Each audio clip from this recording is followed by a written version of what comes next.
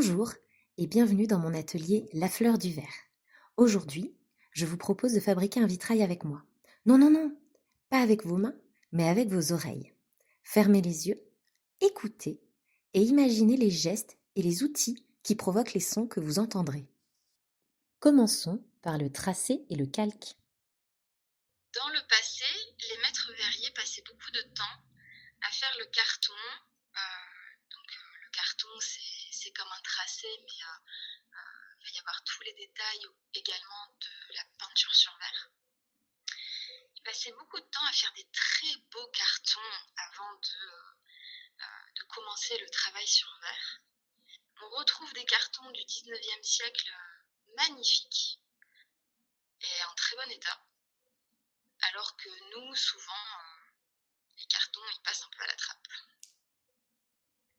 Je me rappelle que mon premier tracé, c'était du losange. Il fallait être extrêmement précis et travailler avec un crayon 7H qui est très sec pour être le plus précis possible et aussi pour rester propre. Parce que quand on passe la main sur du crayon HB sur un papier, on fait des salissures. Donc c'est pour ça qu'on utilisait du 7H. Et j'avais ressenti un certain stress. D'ailleurs, on était 6 élèves dans la promotion et il y en avait une sur les 6 qui n'avait pas réussi du premier coup. C'était pas suffisamment précis. Elle avait dû refaire. Donc c'était quand même une étape assez stressante avant même de commencer le cœur même du vitrail. Et après, quand j'ai fait des stages en entreprise, que voilà, j'ai découvert le monde de l'entreprise, je me suis rendu compte qu'il y avait des maîtres de stage et des patrons qui se prenaient beaucoup moins la tête et qui faisaient leur tracé avec un critérium HB tout bête.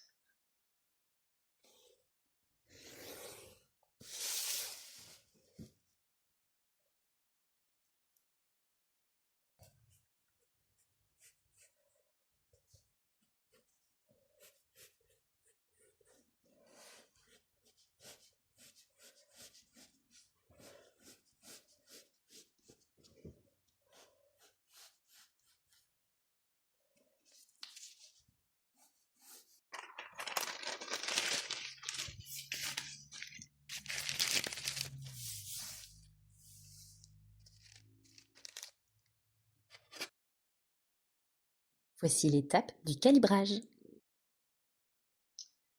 Donc après le tracé vient l'étape du calibrage, qui est assez stressante aussi, car la prof, déjà, on voyait très mal nos traits parce que c'était du crayon 7H et donc c'était un trait extrêmement fin et léger. Donc il fallait vraiment être concentré. C'était un calibrage qui se faisait au réglé et au scalpel, non pas au ciseau 3 lames, parce que après par la suite quand on fait des courbes, on calibre au ciseau 3 lames. Mais là pour le coup, comme c'était des lignes droites, pour les losanges, il fallait pareil, être d'une précision chirurgicale. Et la prof passait vérifier nos calibres, elle prenait un losange en papier, elle le retournait dans tous les sens pour voir si notre losange était absolument symétrique.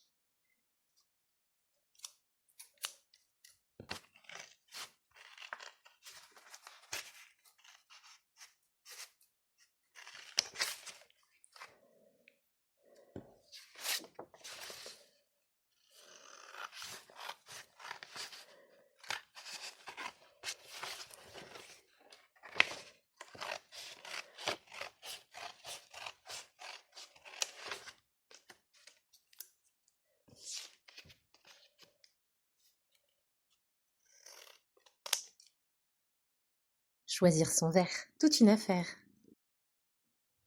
Dans le cadre d'une création, à la différence d'un peintre sur toile qui va se concentrer sur la couleur, qui va choisir une couleur avant tout, nous avons aussi le choix de la texture et du niveau de translucidité du verre. Parce que il y a des verres complètement lisses, des verres soufflés à la bouche avec des bulles et des stries, ou encore des verres opalescents ou même imprimés avec des motifs plus ou moins visibles, plus ou moins présents, ce qui nous donne un choix extrêmement large. Quand on a passé notre diplôme, on devait faire un dossier sur un thème donné, avec des lieux donnés. Et en l'occurrence, sur notre diplôme, c'était plutôt tourné vers l'art déco. Et donc, même si au lycée, on a quand même une gamme de choix au niveau du verre qui est intéressante, les quantités, elles sont plutôt limitées par les budgets qui sont alloués à l'école. Et donc, il y avait un verre imprimé qui plaisait à peu près à tout le monde, qui s'appelait le verre imprimé bambou, si je me souviens bien. Et, euh, et donc, comme il y avait pas, comme beaucoup voulaient s'en servir, mais qu'il n'y en avait pas énormément, il est venu un moment donné où il a fallu que certains élèves ne puissent pas l'utiliser. Et donc, il y a notre prof qui nous avait proposé, en tout cas à moi, m'a proposé de répliquer en quelque sorte ce verre par thermoformage. Donc, c'était en même temps ma première expérience de thermoformage. Et donc, du coup, j'ai utilisé un bout de plaque de verre qui avait, avant qu'il soit utilisé par un de mes camarades. Et on a fait des empreintes dans la sole du four et j'ai imprimé du verre. Alors, ça faisait pas un truc aussi précis que le verre d'origine, mais ça faisait quelque chose qui fonctionnait. En tout cas, pour le panneau échantillon qu'on avait à faire, c'était très bien.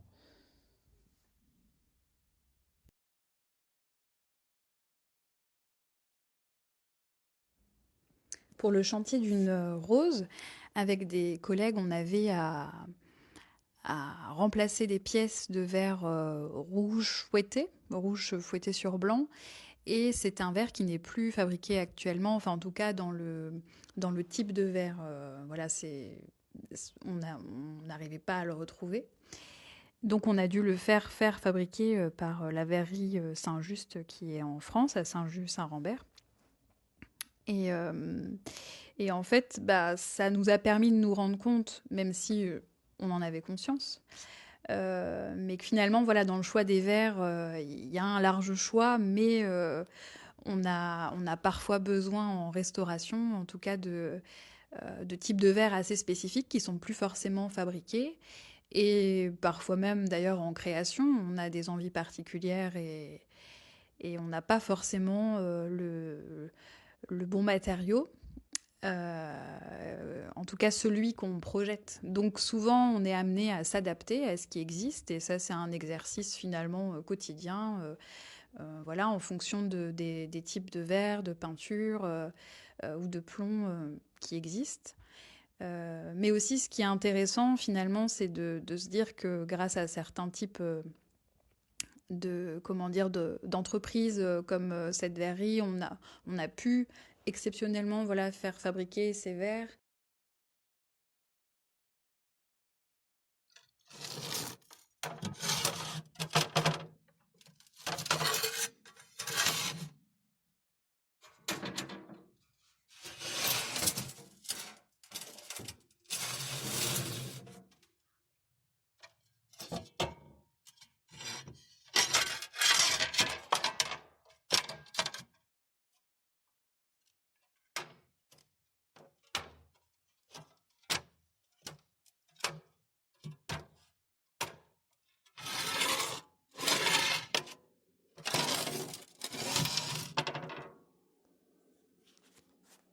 Vous l'attendiez, non? Voici la coupe de verre. J'ai l'impression que ce qui rend le côté un peu merveilleux, un peu magique du vitrail, c'est l'étape de la coupe, parce que tout ce qui est tracé, calibrage, même le montage où en fin de compte on assemble les pièces de verre avec des profilés, c'est des étapes qui paraissent déjà un peu acquises par les gens. C'est presque des choses évidentes, alors que la coupe de verre, c'est quelque chose qu'on a peu l'habitude de voir quand on n'est pas dans le milieu. Et dès qu'on fait des démonstrations, c'est vrai que la coupe de verre, c'est le moment où les gens sont les plus étonnés, même les plus émerveillés. Il y a vraiment ce côté ce côté un peu magique qu'on peut retrouver. En fait, quand on pense au vitrail, il y a tout de suite un côté émerveillement et j'ai l'impression que c'est vraiment la coupe de verre qui est l'étape qui détermine un peu ce côté un peu merveilleux du vitrail. Alors, ce que j'aime bien quand je coupe le verre, c'est quand il faut que je coupe une grande bande toute droite dans une feuille de verre. Donc, j'aime bien, il faut faire le trait de coupe. Ensuite, on aligne ce trait de coupe sur le bord de l'établi. Et là, on soulève le verre et on le rabat d'un coup sec sur le bord de l'établi pour détacher la bande de verre. Et c'est très satisfaisant.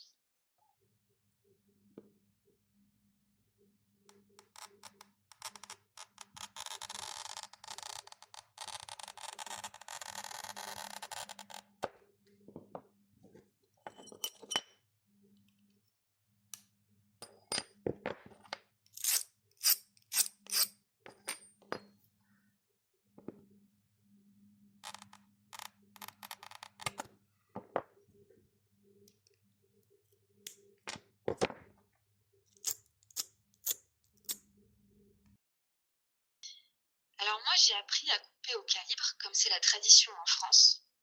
Mais quand je suis partie en Écosse, j'ai découvert la coupe à l'anglaise. Cette façon de faire évite l'étape du calibrage au ciseau 3 lames. Donc le principe, c'est que sur le carton, on repasse les lignes avec un feutre noir d'une épaisseur qui correspond à lame du plomb, c'est-à-dire 1,2 mm. Puis, on étend son carton sur la table lumineuse, on pose son verre dessus et on coupe en suivant les bords du feutre par transparence. C'est peut-être légèrement moins précis que la coupe au calibre, mais l'étape d'après permet de rectifier si besoin. Car le montage, on va le faire sur le carton, ce qui permet de voir au fur et à mesure si on a un petit décalage et de faire l'ajustement au besoin. Donc moi j'aime bien utiliser cette technique car je trouve que la coupe est plus agréable comme ça et aussi je trouve qu'on gagne du temps sur le calibrage.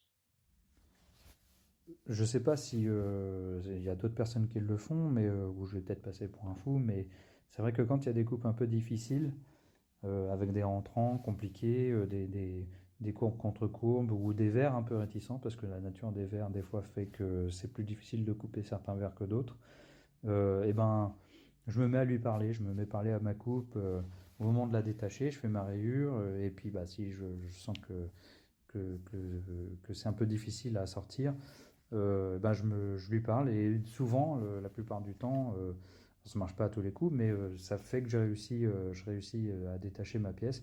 Alors je sais pas si c'est une histoire de vibration ou entre moi, le verre, ou c'est simplement que ça me conditionne peut-être à être plus concentré sur ce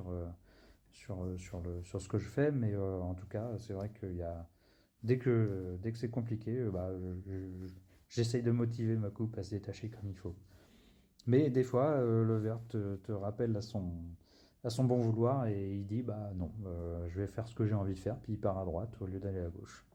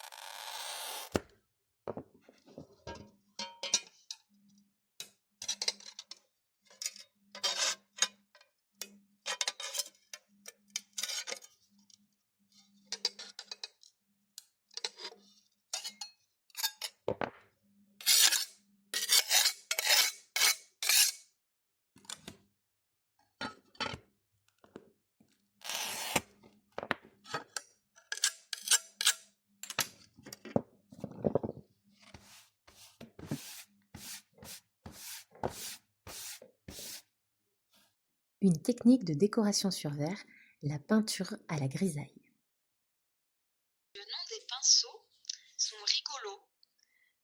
Il y a tout d'abord le mouilleur, qui est un gros pinceau rond, avec des poils qui se gorgent bien d'humidité, comme les poils de petit gris. Et il sert à prendre une grosse quantité de peinture pour l'appliquer sur le verre.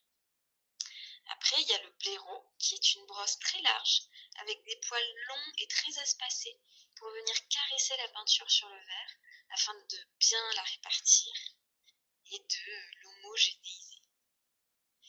Il y a le putois, qui a les poils plus drus et resserrés, et celui-là, il sert à tapoter la peinture sur le verre pour créer un effet de petits points.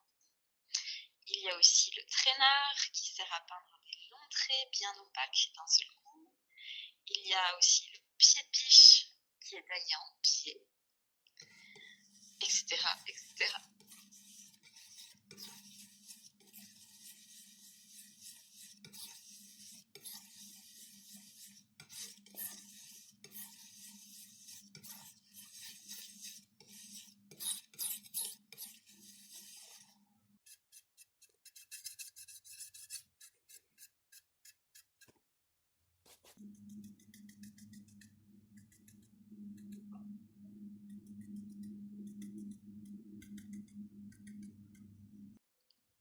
La peinture sur verre, c'est l'une de mes étapes préférées.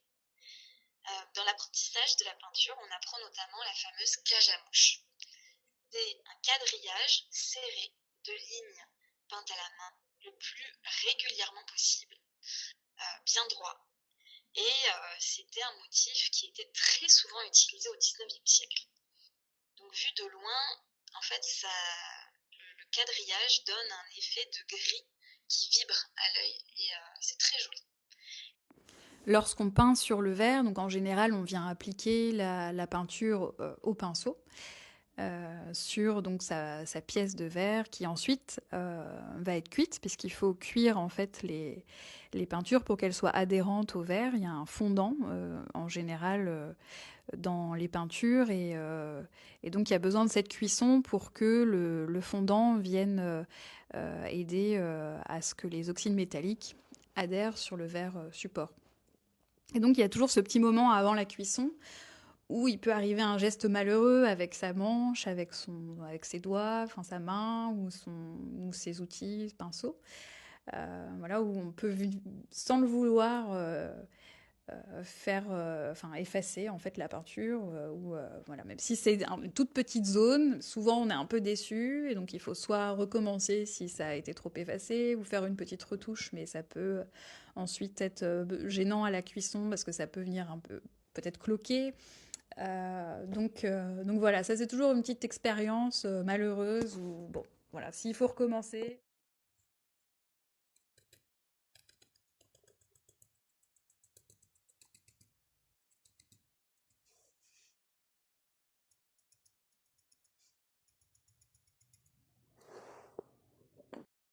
Petit tour dans le four. Une fois, j'étais en stage à Paris et j'avais lancé une cuisson dans mon four à gaz pour une de mes pièces. Là-dessus, ma patronne me dit qu'elle part en rendez-vous extérieur pour pas longtemps, pour une demi-heure. Donc je reste seule à l'atelier pendant un moment, et puis j'entends sonner à la porte. Alors je vais ouvrir, et c'est une amie de ma patronne qui passait par là. Je sors un bref instant, juste le temps de lui adresser une phrase, et un coup de vent a claqué la porte derrière moi, et je me suis retrouvée enfermée à l'extérieur, sans aucune possibilité de rentrer, avec le stress du four qui continuait à monter en température. Et j'avais aucun moyen de l'arrêter. Donc j'ai appelé ma maître de stage en panique pour qu'elle revienne plus vite. Heureusement, elle a mis pas trop longtemps à arriver. Donc elle m'a ouvert. J'ai foncé pour éteindre le four, qui avait largement dépassé la température requise. Et quand le four a eu bien refroidi et que j'ai pu l'ouvrir, ma pièce avait malheureusement surcuit. C'est-à-dire que le verre s'était déformé et que la peinture avait bullé.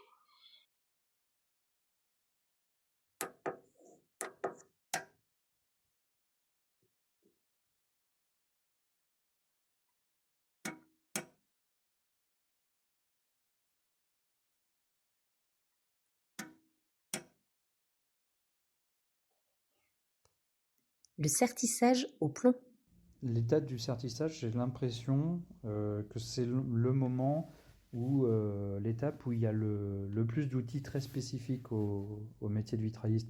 Parce que c'est vrai que bon, hormis les ciseaux 3 lames pour le calibrage, et le coupe-vert pour la coupe, les pinceaux pour la peinture, tout ça, c'est des outils qui sont relativement communs. Mais c'est vrai que pour le montage, il y a tout un panel d'outils qui sont vraiment spécifiques à ça. On pense, par exemple, on va avoir l'ouvre-plomb. Alors, c'est une espèce de manche avec une barre métallique un peu tordue qui est coudée. Alors, c'est vraiment fait pour ouvrir les ailes du plomb, pour pouvoir passer les verres un petit peu plus épais.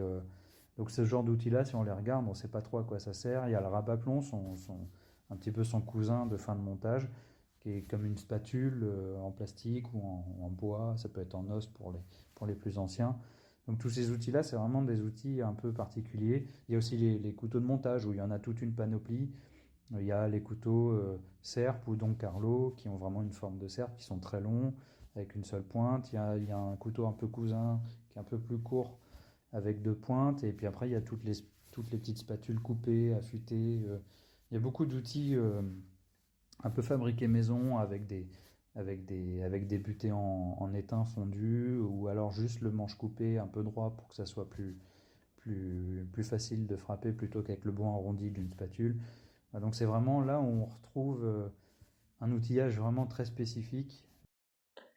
Donc le sertissage au plomb, c'est une étape très satisfaisante parce qu'on voit le vitrail prendre forme. Et une fois, je faisais une restauration et c'était le remontage d'un vitrail du 19e siècle. Et en fait, j'ai mis un certain temps à comprendre pourquoi ça ne fonctionnait pas bien et pourquoi les mesures dépassaient les cotes requises. En fait, c'était la première fois que j'étais confrontée avec des plombs avec une âme réduite. L'âme, c'est la partie centrale du plomb, c'est-à-dire que le profilé du plomb, il faut imaginer que c'est un H couché. Les ailes sont en haut et en bas, et l'âme, c'est la barre du H. Donc habituellement, on travaille avec du plomb qui a une âme de 1,2 mm d'épaisseur. Mais là, j'avais en face de moi des plombs d'une âme de 0,9 mm. Et je ne m'en étais pas rendu compte au dessertissage. Et donc j'ai mis un peu de temps à m'en apercevoir. Et en fait, il a fallu commander du plomb avec une âme de 0,9 mm.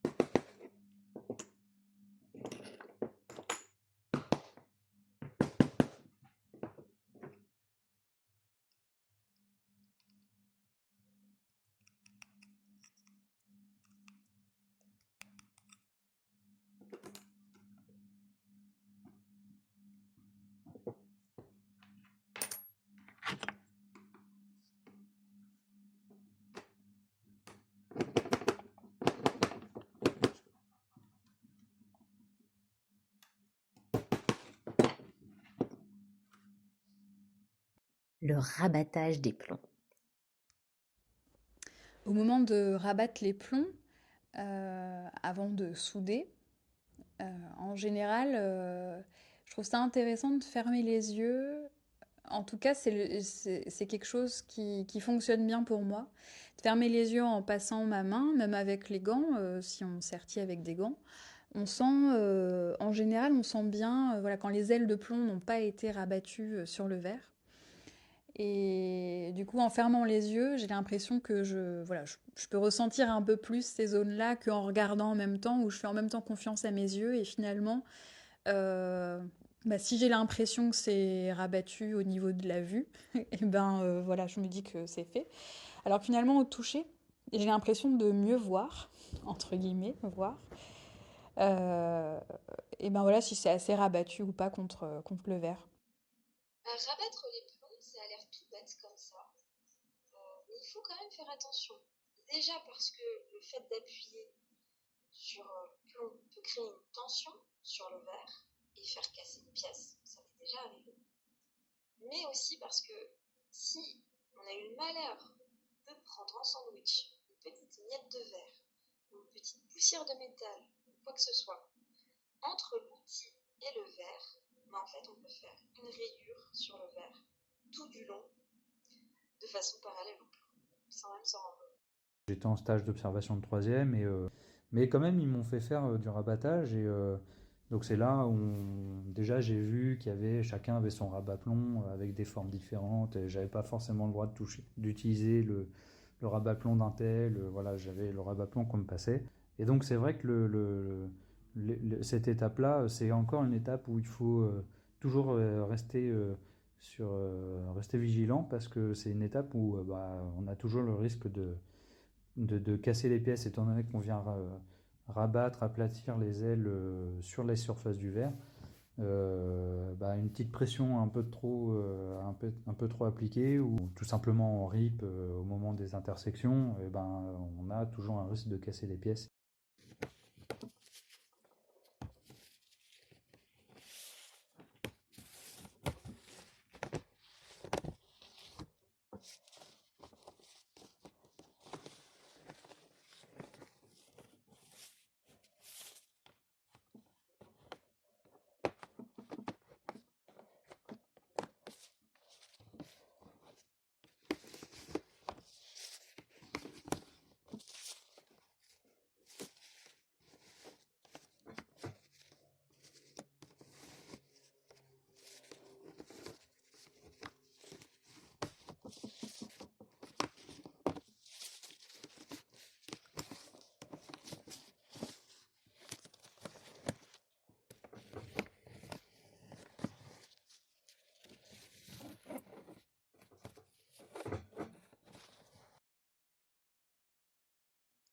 Autre technique de sertissage, la technique Tiffany.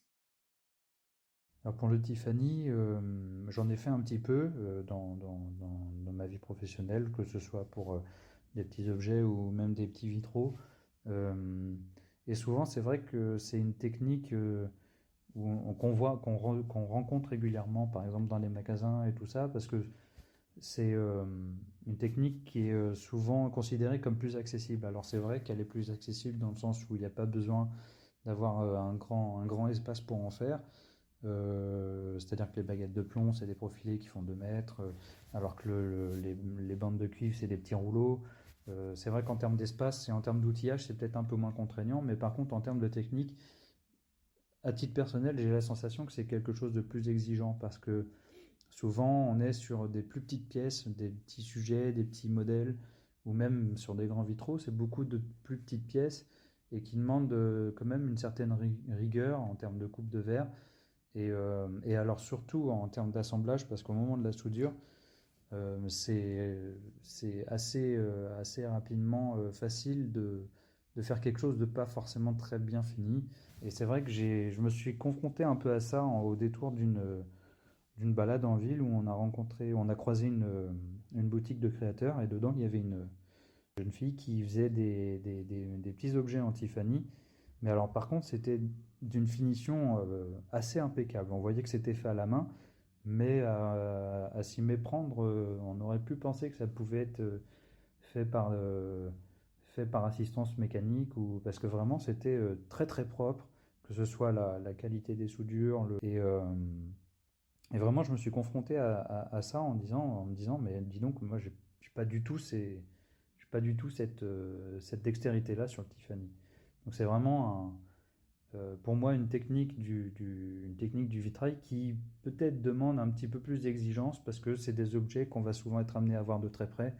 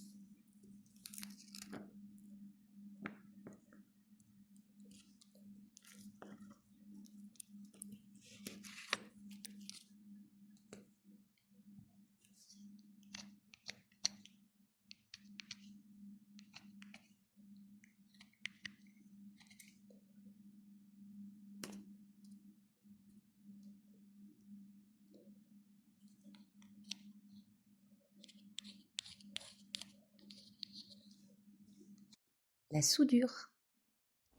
J'ai un souvenir qui est rigolo maintenant, mais à l'époque, je me posais des questions parce que je me demandais ce qui pouvait bien se passer. Donc c'était à l'école, une étudiante m'a appelée parce qu'elle avait des soucis au moment de la soudure. Et donc elle m'a montré, elle avait des cratères. En fait, l'étain faisait des sortes de bulles au moment où elle soudait. Et donc on a fait le tour des outils, du matériel, voir s'il y avait un souci, pourquoi ça pouvait faire ça. Donc on a regardé le fer à souder, bon bah rien de spécial, l'étain non plus, classique. Et puis bah, dans le pot d'oléine, donc l'oléine qui est un décapant, donc qui sert à ce que l'étain adhère bien au plomb, voilà, au moment de la soudure, au moment de la chauffe. Bah, il restait un fond, mais bon, c'était un petit peu jaunâtre, donc ça ressemblait à l'oléine. Et puis au final, on s'est rendu compte que dans ce pot, c'était pas donc de l'oléine, ce décapant, mais du pétrole, en fait, de l'huile de coupe. Et donc, en fait, les pots avaient donc pas forcément mélangé, parce que c'était la bonne étiquette oléine, mais en tout cas, il y avait eu un mélange dans les pots. Et donc, du coup, voilà, on s'est rendu compte que c'était normal et donc il fallait tout simplement changer de pot, vider le pot, le nettoyer et puis mettre le bon liquide à l'intérieur. Donc voilà, parfois aussi, bah, donc, dans le cadre de l'école, c'est un atelier partagé et puis bah, il peut y avoir des mélanges de faits et donc des découvertes intéressantes. Bon, ça pourrait être utilisé d'une manière ou d'une autre pour faire des soudures à cratères ou des soudures à bulles, pourquoi pas. J'adore l'étape de la soudure car elle nous rapproche vraiment du but à atteindre. Quand on fait le montage du vitrail, il faut s'imaginer qu'on travaille sur un établi en bois et donc aucune lumière ne passe à travers le verre. Et donc par conséquent, le verre est très terne. C'est pas, voilà, ça ne ressemble absolument pas au résultat final. Donc après la soudure, on va pouvoir relever le panneau de vitrail et l'admirer en lumière transmise. Donc la soudure, c'est vraiment un moment de plaisir. En plus, c'est une étape où on n'a pas vraiment besoin de réfléchir, les mains travaillent toutes seules. Par contre, il faut mettre un masque, c'est très important, parce que les vapeurs de plomb, c'est très nocif pour la santé.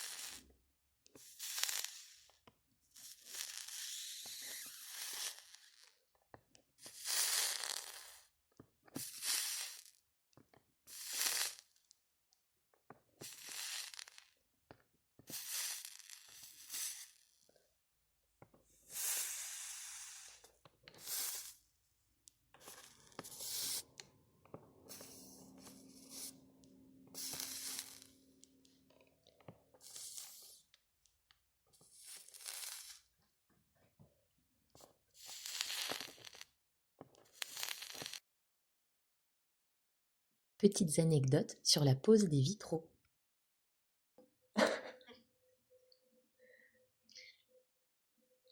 Toujours en Écosse, mon premier jour de chantier, j'avais à peine 21 ans et j'étais arrivée en Écosse un mois plus tôt. Donc, j'étais toute nouvelle. On me demande de faire le mortier de chaux, qui est un mélange de chaux, de sable et d'eau. Je m'exécute sans lunettes de protection. La mauvaise idée. Bim, j'ai pris une goutte de mortier dans l'œil. Et ben ça fait mal. J'ai eu l'œil rouge pendant quelques jours après ça. Il y a aussi la pose, souvent qui est un petit peu vue comme quelque chose d'un peu difficile, pas forcément euh, très avantageuse et tout ça, puisque ça reste quand même effectivement très salissant, poussiéreux, beaucoup de bruit, des blessures liées à l'utilisation du marteau, du burin, tout ça. Les échafaudages à monter, à démonter, il faut grimper dessus. Donc c'est vrai que c'est une étape qui peut être un peu vue comme un peu de second plan, sauf que au final, une bonne pose, bah, ça met un point final à l'objet. C'est-à-dire que si la baie elle est correctement posée, avec une finition bien propre et tout, et ben il y a un côté très satisfaisant à se dire bon bah voilà, je mets je mets les vitraux, je remets les vitraux euh, dans leur emplacement, restaurés, bien propres. Ils sont mis en valeur en fait dans, dans l'édifice et c'est vrai une belle pose bien réalisée, c'est faire un petit peu honneur à tout le travail qui a été réalisé avant. Alors, ce vitrail, qu'est-ce que vous en pensez? Avez-vous bien vu, enfin plutôt entendu, toutes les techniques qui ont permis de le réaliser? Je vous invite à présent à télécharger le fascicule qui vous permettra premièrement de voir ce fameux vitrail que nous avons fabriqué ensemble et dans un second temps d'avoir toutes les explications pour les techniques et les outils que nous utilisons depuis plusieurs siècles maintenant. Je vous remercie d'avoir participé à cette petite histoire de vie des vitraillistes. Je remercie aussi mes consoeurs et mon confrère vitrailliste d'avoir accepté de participer à ce podcast. Pauline Parfait, restauratrice de vitraux, co-gérante des ateliers Debitus à Tours et professeure en Denmat Vitrail au sein de l'ENSAMAT Paris. Titulaire des CAP, BMA et DMA Vitrail ainsi que du Master Conservation des biens culturels et du patrimoine. Adélie Payen, maître verrier au sein de son atelier dans le Sud-Ouest, titulaire du DMA Vitrail, de la licence Préservation des biens culturels, du CAP Décorateur sur verre et du diplôme de créateur verrier du CERFAV. Et Ludwig Jepka, verrier et co-gérant des ateliers Debitus à Tours, titulaire du CAP et BMA Vitrail avec une grande expérience sur les chantiers. À bientôt pour un nouveau podcast et en attendant, mettez-vous au vert.